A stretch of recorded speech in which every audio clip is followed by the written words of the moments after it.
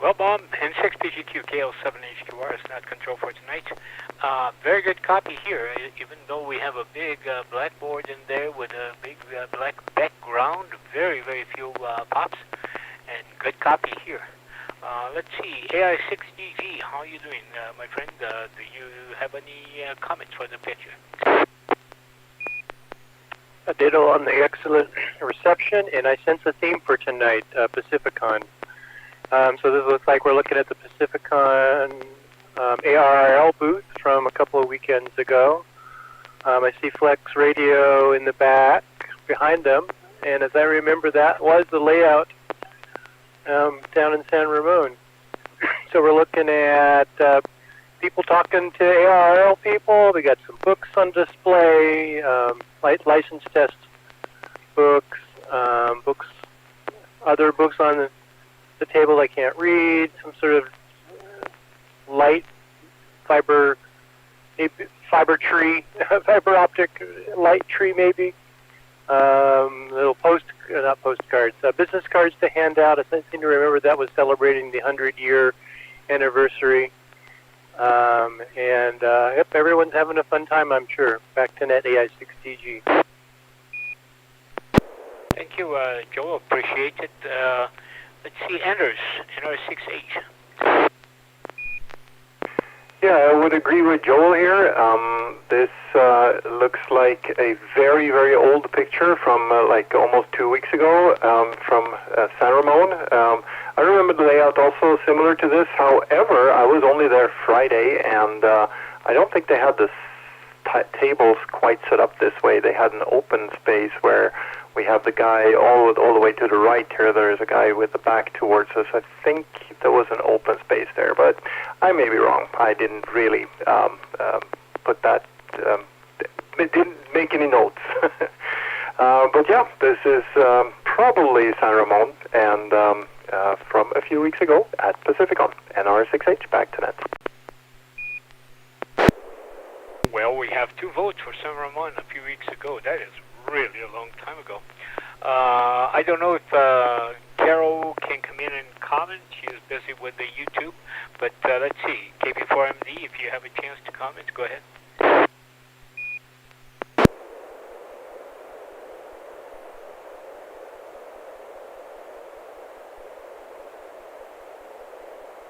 Well, Carol may be very, very busy with trying to set up the computer on the YouTube there. Stand by.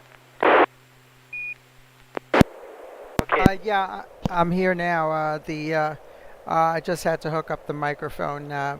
Yeah, got the picture. Looks like it was ARL at Pacificon, and I got most of that picture. I think I lost the first 5 seconds before I was able to hook up to a YouTube live stream. Over. I couldn't go.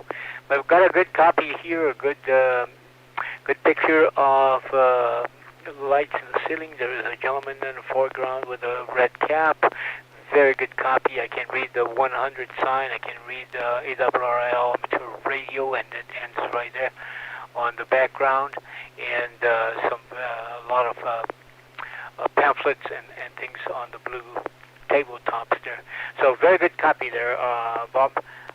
1 minute to see if Carol wants to come in. Otherwise, please come in there, Bob, with your comments. That's okay. I already made my comments on YouTube Live. They went over the live stream. Over to you, KP4MD. QSL, Carol. Okay, Bob, back to you. N6PGQ. Okay, well, we have a Pacificon theme. Everyone is correct. This is the ARRL booth that they had, and as was mentioned, the Flex Radio folks were just to the left of them.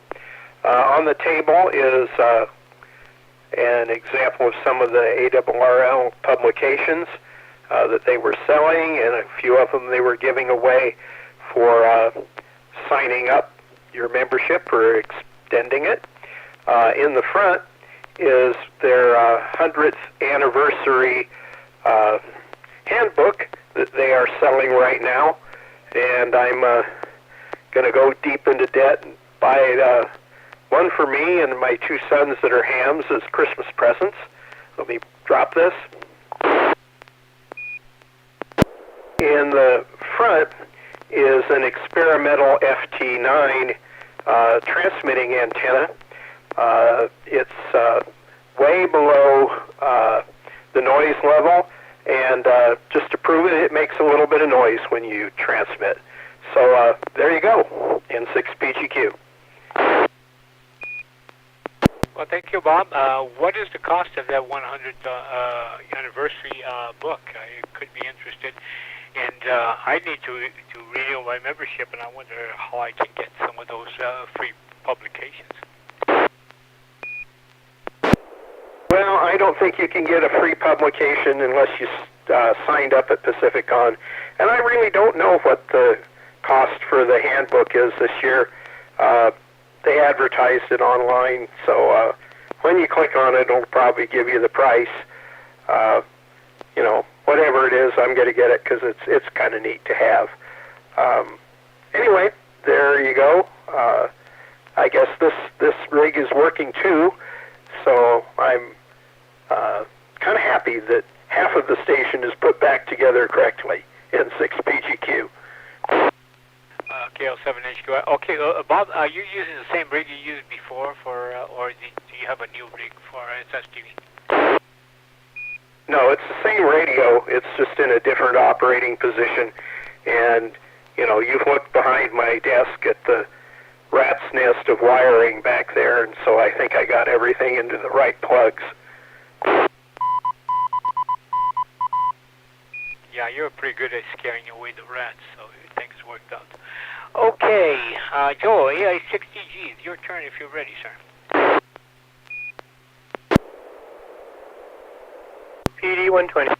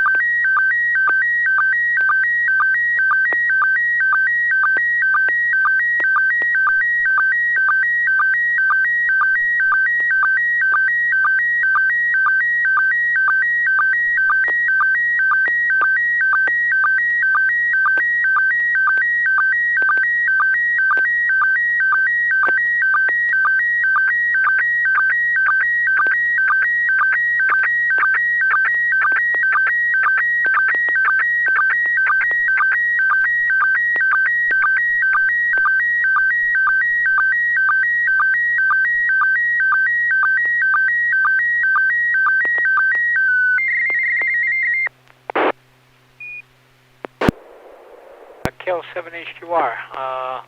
Well, I'm sorry, I must have had a malfunction here. I could not get the copy on your picture today for some reason. I hope that was just a local short between the headsets here that I had a problem. So let's see, Anders, NR6H, your comments, please. Well, I did get a copy, and a good one to that. Very few pixel pops, and the top two-thirds show an image. The bottom two-thirds is black with just the AI6DG logo down in the right-hand corner. The core here is what's on the picture, and it is what I think is called an iambic key. It looks like it's a little dirty, maybe needs some cleaning, and it's got a really weird feature with those two big brass knobs that are kind of covering the paddles. Not sure how that works, if you're kind of twisting them out or how that's supposed to work, but interesting design there. I would think that those are in the way when you want to use the paddles, but maybe not. Maybe that's the way it's supposed to be. And maybe Joel is picking up CW. That'll be fun. I personally just up for classes this week, so here we go, CW. See what happens there. I haven't taken the first class yet, though, so I'm just signed up. So yeah, call me an expert. NR68, back to net. Roger. Yeah, well, I can see that on YouTube. The picture came out very well on YouTube. But KP4MD, your turn. Okay, yeah, this is KP4MD. Yeah, I recognize the logo on this base because Joel did show it to me up at Pacificon, and this is I recognize this is an iambic paddle that he picked up, I believe, at the flea market. And it looks like it has a good layer of dust on the base there, but you go through there with a Q-tip, I think you'll be able to clean a lot of that out and make it look spick and span. From what I understand, the paddles themselves are made of wood, as is the base, and it's a very unique type of key. I'm not going to say anything more about it because Joel has the whole story I'm sure he wants to share. So back to you. This is KP4MD. Thank you, Carol. N6PTQ, your turn, sir. Okay, well, we have a nice picture of an iambic key. The contacts on the right and the paddles on the left. A little bit of dust on it, which should be able to be cleaned with a Q-tip and a little bit of water or compressed air. Looks like it's in really nice shape. I think the screws on either side may be a set screw to adjust the amount of play that you have in it, the contact width, but I don't know. Hopefully Joel will give us a complete rundown on this thing, N6PGQ. Okay, Joel, AI6DG, your turn, sir, KL7HUR. Well, I spent way too much money at Pacificon, and this is kind of an example of that, although this was only $35. But I kind of screwed up, and that was my first bid, and that was all my money. So I don't know if I was trying to keep myself from spending the money on more than one thing, or if I just screwed up and didn't bargain. I probably should have bid him, started a little bit lower than that. But he had I guess his wife finally said, you've got to get rid of some of these. And I guess he had been collecting keys, and he had 5 or 6 of them on the table in front of him, and this is the one that struck my eye. And I thought it was Italian. Yes, Carol, it's Spanish. I could have sworn the first web page I went to said Italian, but that page you sent me to clearly and made it very clear that this was a Spanish manufactured key. It sounds like there's some islands out in the middle of nowhere somewhere where they spread the manufacture of the parts across the island, and I guess it's a source of income for them, for the residents. I'm looking forward to cleaning it. The wood base looks like it's really nice, pretty, still in good shape. I think it's oak, although it kind of looks like cherry. I don't know what wood the paddles are. Olive wood? I'm not sure.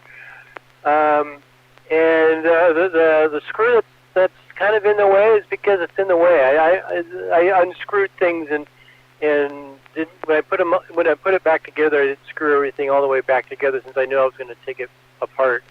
In fact, there's a really heavy coat of tarnish on most of the parts except things that, like the threads on the lower left. You can see how it's shiny. Well, that's because that's supposed to be screwed all the way in. And I'm curious, what's the opinion? Should I clean all the brass and make it shiny, or leave the patina? Anyway, I don't know more, or anything I did know I've forgotten, and this might give me initiative to get involved in Morse code again. And which also reminds me, somewhere around here I've got an old military flame-proof straight key. I should probably go find and figure out what to do with also. Back to net, AI6TG. Well, Joe, thank you very much for the explanation. Let's see what Carol has to say about the recovery of that item, KP4MD. Yeah, you know who really liked to work with these keys is Mike Aretsky, N6 MQL, which who unfortunately passed away beginning of this year from the COVID pandemic. He was the president of the Samuel F. Morse Amateur Radio Club. But there are a number of people in that W6NA FM club who are real aficionados and collectors of these kinds of keys. And those are the people that could give you probably the best advice on how to care for them. Mike gave me a clue for a metal polish that that's non abrasive that I used on my old JJ38 brass straight key that I bought back in the 70s, and it did a really good job. But I wouldn't want to do anything to damage any of the finish of this key. I would be really careful with it. It looks like a real collector's item. So back to net. This is KP4MD. Break. Go ahead, break. Hi, it's James, KN6QNJ. I'm here now. I had to get grades done for my class, but I'm observing, and if there's time, I'll send a photo. Welcome, James. Glad to have you. Meanwhile, I dropped all my papers in here, and I don't know who I could talk to for comments on this or not. Let me see. Bob, did I check with you on comments on this? Yeah, you did, but I was going to make another comment. Next week on Thursday, the W6SFM Club has its monthly meeting, and if you can get there in the evening, bring the key and show and tell, and there will be a couple of people there that will give you all sorts of hints. And Mike Kashuba and a couple of the other guys are really good at knowing what to do with keys in 6PGQ. Any further comments, Joel? Nope, thank you. AI6TG, back to net. Okay. Anders, did I get you? Yes, sir. Thank you so much, and keep going. NR6H. Okay, with that, we're back in line here again. And Anders, it's your turn. NR6H, if you're ready, please go ahead, and James will get you right after Carol. All right, this is NR6H, and this will be a PD120.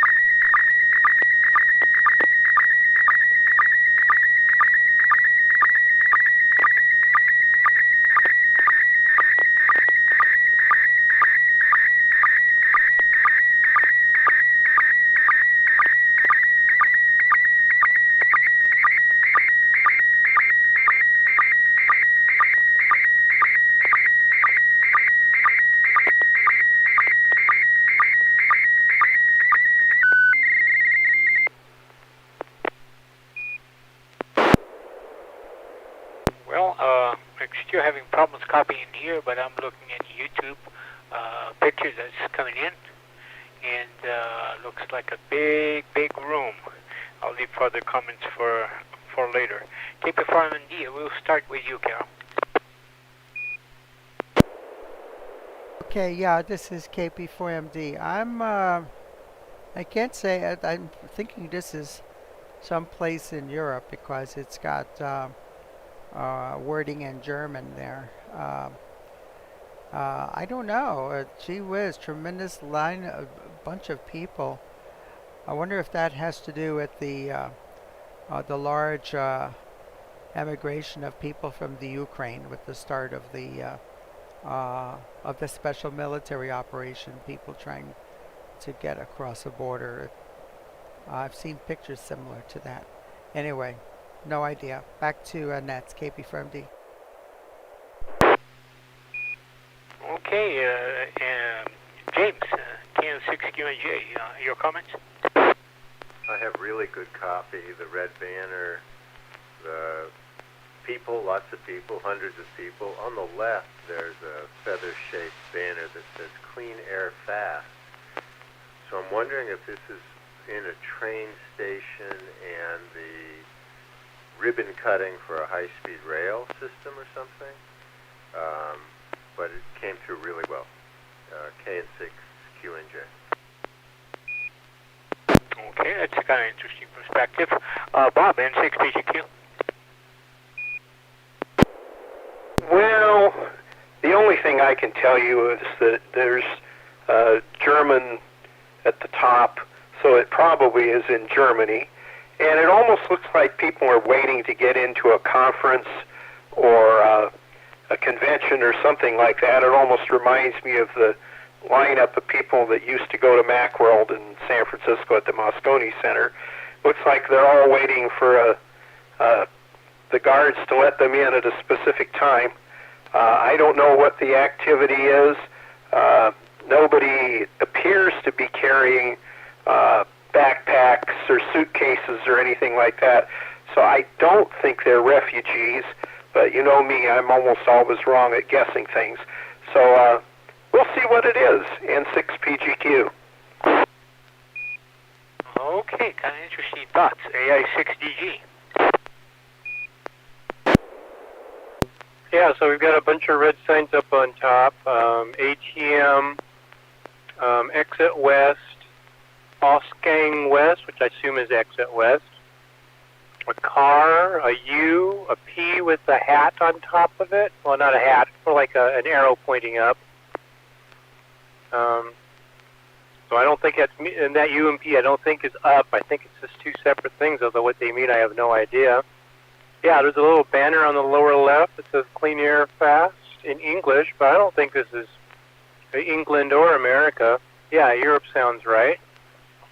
But we got literally thousands of people behind a row of kind of like gates, because there's a bunch of green lights on the sides of the posts, and a few people that don't even look like security in this empty area on the bottom half. So maybe a conference or a convention, or maybe it's Walmart before Black Friday. I don't know. Whatever it is, I hope they act orderly, because this could get nasty pretty quick otherwise. That's an awful lot of people. We don't want to crush. Back to net, AI6DG. Well, the scale 7HQR. Well, quite a wide range of guesses. Based on what I see on YouTube, because my system here is still not working well, I would say that definitely Germany, because it is the exit west, the parking lot and rental car signs, and I assume the U is for the U-Bahn, which is the urban railroad system in some of the cities in Germany. But what the purpose is and why they are all there, it's a big question. So back to you, Anders. Let's see if you can solve the problem in R6H. All right, so let's start with a P with a hat on it. That's obviously a roof, so that means parking garage. That's German for that.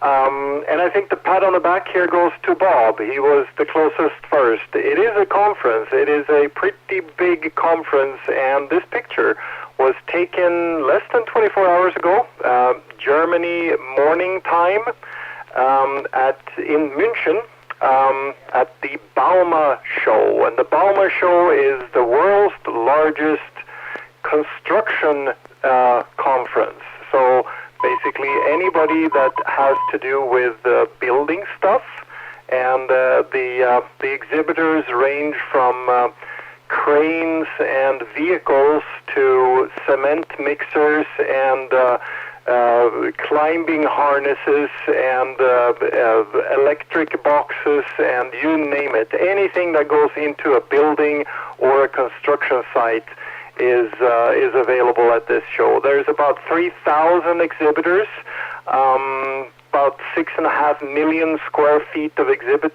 space. The show runs for 7 full days, 8 to 6 every day. So the poor guys that exhibit here are totally wiped out after this whole thing ends. This picture, like I said, was taken this morning, German time. We're looking at the turnstiles from inside of the trade show. People are waiting behind the turnstiles, so this picture was taken seconds after it opened this morning. So that's the few people you see just going through the turnstiles there, getting into the trade show.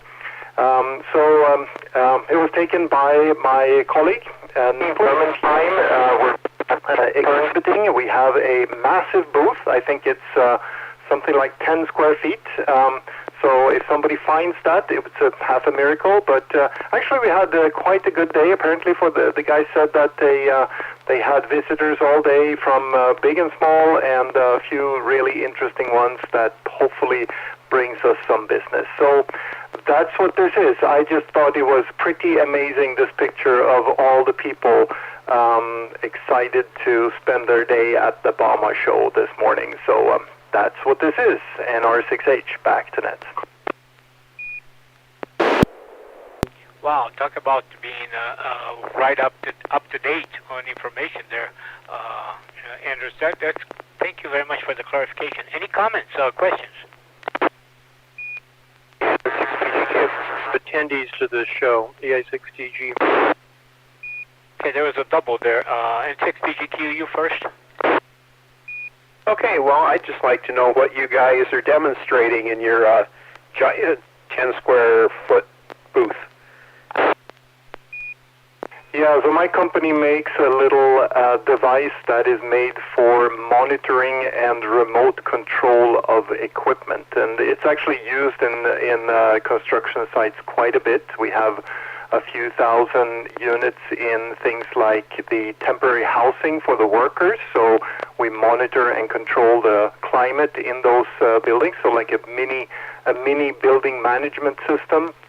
Able to turn on and off lighting and heating, and also be in a little bit of a burglar alarm. But in addition to that, we also monitor and run things like dryers and ventilation equipment, and monitor the electrical usage on the sites and things like that. So our device is tiny. It's as big as a pack of cigarettes, basically, and so the 10 square feet is enough for us. KL7HQR, AI6DG, your question? What's the total number of attendees to this show over the course of the week? I don't have that number, so I can find out, but I really don't know. But as you can see, it's at least a couple of thousand. If this is what was queuing up in the morning, you can imagine what happens over 7 days and over the long period of time, 8 to 6. Just that is kind of unheard of in the U.S. Usually the trade shows run much shorter than that. But yep, pretty massive show. NR6H, back to net.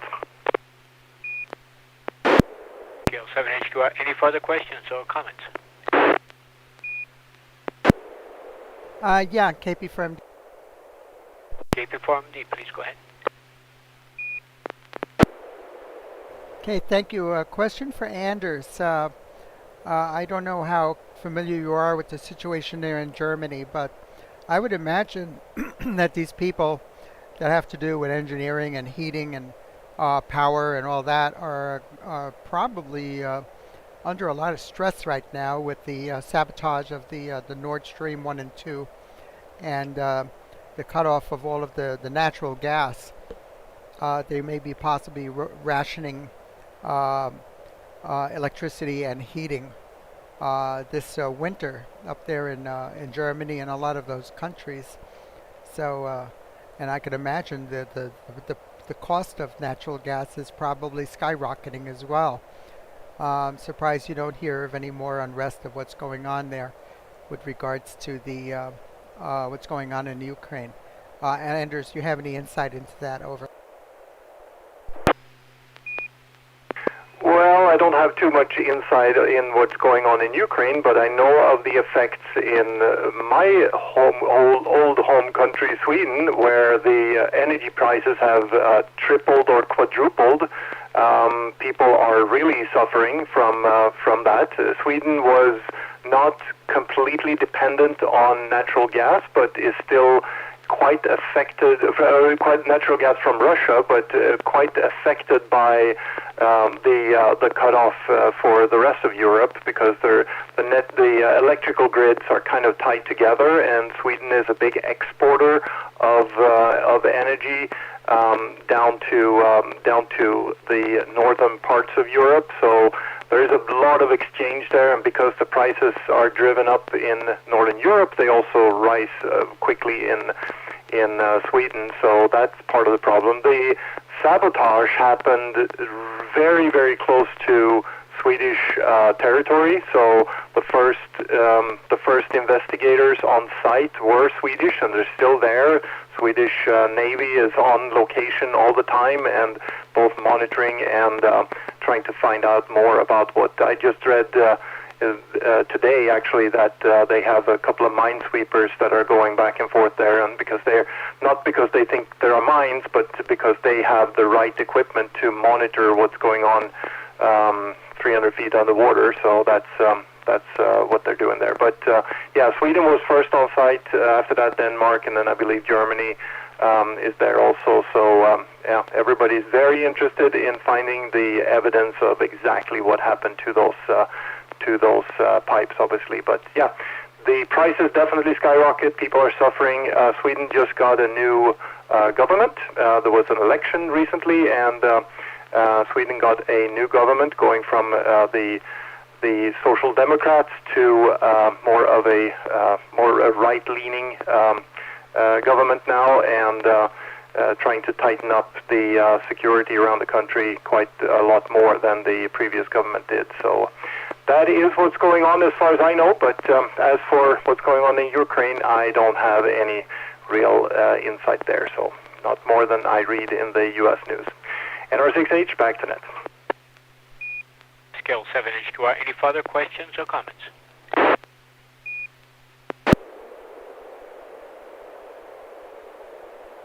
Well, congratulations to Sweden for the movement in the right direction. KN6 QNH, James, hang on a minute, let's see if Carol is ready. KP4MD. Yeah, I'm going to pass. Every time I try to load something, the MMS SSTV is crashing, and it looks like I need to free up some memory on my computer, so I'm going to have to take off some of my video files on this little computer. So tonight I'm not going to send any pictures over. Roger, Carol, sorry about that. I'm having problems. I may or may not be able to send something myself. So let's see, KN6QNH, James, your turn. Thanks, Neil. KNJ, Juliet. Let me do a tone test real quick since I just got hooked up here. Stand by. Yeah, Kilo November 6, Quebec, November, Juliet, is what I have written here. My apologies. I know how hard it is, particularly late at night. It's okay, Neil, no problem. Here's a tone. Stand by.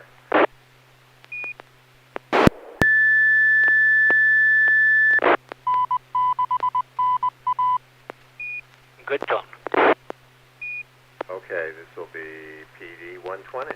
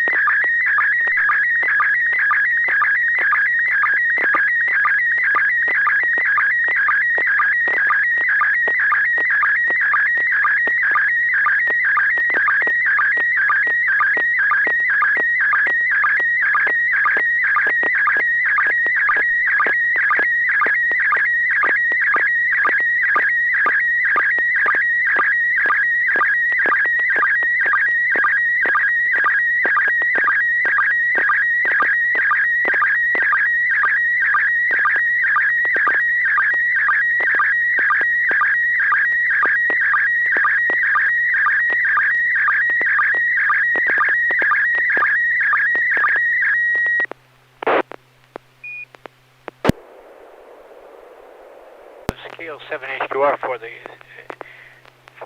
net. I could not get a copy again, but looking at YouTube looks like quite a massive machine. So let's go to Bob, N6PGK, for your comments. Well, I'm not going to even pretend to know what this thing is. I'll probably kick myself. Down in the lower left-hand corner, we have a laptop, and quality's good. Looks like, some kind of maybe system for measuring horsepower or something like that, the big engine. I was going to say that this is what AAA is going to put on their trucks to drive around and recharge Teslas when they run out of electricity in an emergency. So I don't know what the heck it is. Good quality, something blue with some hoses going to the top of it, and a green whatever on the left, and looks like a transmission coupling or something like that. I don't know. We'll find out soon. N6PGQ. Scale 7 HQR. Well, you kind of got me lost with the laptop now. Now I see the laptop. The rest is quite impressive. AI6DG. Wow, there's a lot to look at here. I mean, lots of clues and red herrings. Yeah, laptop, I didn't know. That's a good point. But then computers are in everything these days, so I'm not sure the laptop really indicates anything. So my first question, okay, where are we? Not what it is, but where are we? So are we in a laboratory, or so that this would be a scientific experiment, or are we maybe in the guts of a big ship, or maybe even a small or medium-sized ship? Could this be a machine room or an equipment room in a ship, or a hotel, or a convention center or something? Geez, look at all those lines and cables and hoses and things attached to the wall and clear hoses and wow. Yeah, how do you figure out what's what? I'm guessing that's a internal combustion engine of some kind off to the left. Could be diesels, could be gas, natural gas, who knows. Maybe that orange thing up above it is like the exhaust going out someplace safe. And don't know what all that to the right of it is. The blue thing, though, maybe that's what it's powering. Hydraulics, transmission. Looks like there might be a monster big electric motor above it, with hoses and pipes going to it. I don't know. Yeah, I look forward to hearing more. Yeah. I want to see the YouTube to have a tour of this room or wherever this is. That'd be interesting. Back to net, AI6DG. Well, scale 7 HQR. Kind of interesting to see a little stumped because usually pretty good at some guessing on what things are. I have no idea myself. N6NA. So picking up on Joel's where this is it a lab or is it something in permanent service of some form? I would go with a lab just because of the way hoses and tubes and wires are strung across the thing. It looks more temporary than if it was, especially not on a ship, because you would expect things to be running running in conduit and be kind of fixed installs more than this. This looks more temporary. It looks more as an experimental setting. It could be James' new radio setup. Need more power, maybe. So maybe he needed to size up. But the exhaust, the copper-colored exhaust going up, probably from a combustion engine in the far end, and what's closer, the big blue thing is clearly what it's powering. But I wonder what that motor is on top of it. That makes no sense. So maybe some form of pump, or maybe it's just testing. Maybe all of that is just a big load, and it's just testing the engine. I can go with that. It's an engine tester. NR6H, back to net. Well, that was a good guess. Let's see what Carol has to say. KP4MD from KL7HQR. Okay, yeah, this is KP4MD. I was gonna guess this was something in James's garage, but probably not. He probably wanted to use this space for his car. I would say if this, going back to the Ukraine, if this were in the Ukraine, this would definitely be a target for those Iranian drones that the Russians are shooting. That's all I could say. Back to Nets, KP4MD. Well, we have quite a range of guesses here. James, it's your turn to tell us what it is or what it is not. KN6QNJ. Well, I think I want to say that you were all right in your own way. Anders was the closest, so he gets the prize. This is in a brand new laboratory in Riverside, next to UC Riverside, where my agency built a state-of-the-art lab to test everything from heavy-duty Class 8 engines, which is what this is, a diesel engine for a semi, to little lawnmower engines. So this is one of the test cells. I was there last week. We're in the process of doing acceptance testing. The company that built a lot of this is from Austria, actually. So the green part is the engine, and let me take a break for the repeater and say that this is KN6QNJ.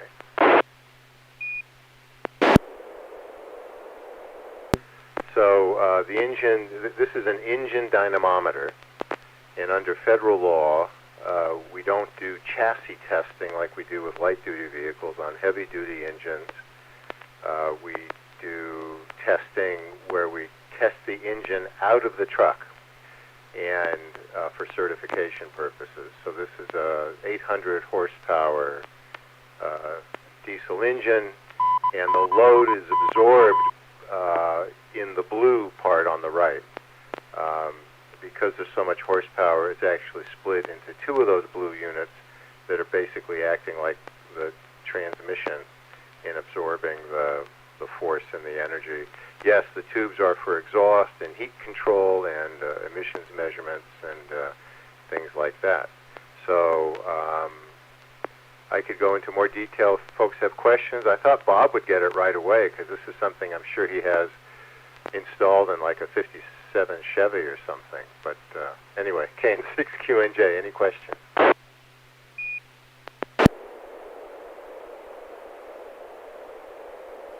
N6NA, any questions or comments? 6PGQ. Okay, N6PGQ, I heard you. I think there was somebody else that doubled with you. Go ahead, Bob, first, and then we'll catch the next one. Yeah, it all makes sense now that you look at it carefully. Is there another one of the loads on the right side out of the picture, a duplicate of that blue load that they have there? Exactly. That's exactly right. It's an it's a twin of the one you see there. It's essentially like a very big dummy load. Yeah, and uses hydraulic fluid as the load. Bob, I don't know. That's a great question. I don't know the answer to that, but it's likely. Yeah, it doesn't look like there's, any friction type material, and of course you couldn't use that for a long period of time. Any idea what the silver cabinet or equipment is in the background? Well, that could be ventilation. Against the wall, you're asking. We pipe in the different gases that we need to do the testing. There's ventilation. We can also do a soak, so we look for evaporation. So in the back, in the middle, right in the middle of the picture, there's two blue cabinets back there, and you're asking above that? Well, I was more asking about above the blue cabinets. Maybe that's just the wall and some piping and plumbing on it in the very background. I thought it was some type of a mechanical device, but it may be just the wall. Copy that. Yeah, that's just the wall. It might be a raceway for some of the plumbing. There's plumbing for everything in this test cell. So it's just the plumbing, I think, that you may be looking at.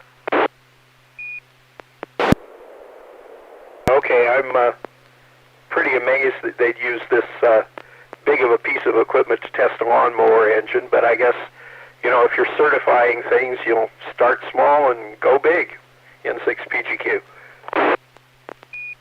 To be clear, this is not the test cell for the lawnmower engine. N6NA. Scale 7 HQS. Just as I was beginning to make sense of things, how you test lawnmowers, you said that's not the case. Anyway, quite interesting. I think we are doing here what we indicated a few weeks ago. We're sharing expertise in each of our areas of knowledge with everybody else, and that's pretty good. With the problems that I have here in my shack today, I am going to bypass sending a picture. So coming up on 10 o'clock, anybody else has any other pictures that they would like to share tonight?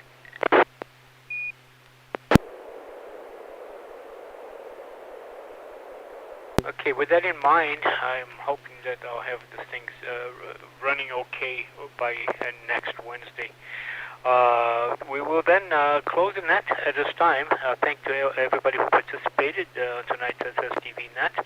I don't have the YouTube on anymore, but I appreciate Alf, and I'm quite sure there are a few other gentlemen that appear there on YouTube to follow us. We hope to see you again next Wednesday at 9 p.m. So at this time, the net is officially closed at 10 p.m. the dot. And this is Neil, Kilo Lima 7 Hotel, Quebec Romeo, and saying 73. Thanks, everybody. And this N6PGQ. I have a question if people are still around. Anybody know anybody with a K4 in the Sacramento area?